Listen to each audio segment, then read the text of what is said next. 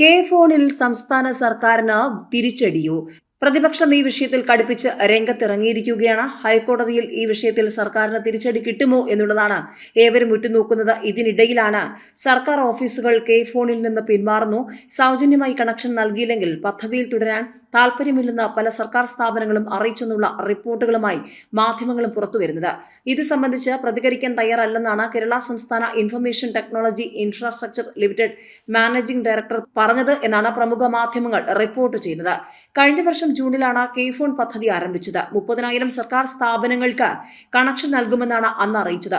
19,800 സ്ഥാപനങ്ങളിൽ കണക്ഷൻ നൽകുകയും ചെയ്തു. എന്നാൽ ഇതിൽ 40% സ്ഥാപനങ്ങളും പദ്ധതിയിൽ തുടരാൻ താൽപര്യമില്ലെന്ന് അറിയിച്ചതായാണ് സൂചന.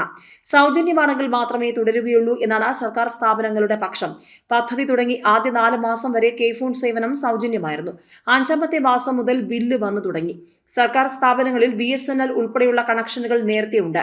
ഇവയ്ക്ക് പകരമാകാൻ കെ ഫോണിന് കഴിയുന്നില്ലെന്നാണ് വിലയിരുത്തൽ. അതുകൊണ്ടാണ് അവയെ ഒഴിവാക്കി കെ ഫോണിന് പണം നൽകി ഉപയോഗിക്കാൻ ഓഫീസുകൾ തയ്യാറാകാത്തത്. കെ ഫോണിന് ഇപ്പോഴും 2G വേഗത മാത്രമേ ഉള്ളൂ എന്നും പരാതിയുണ്ട്.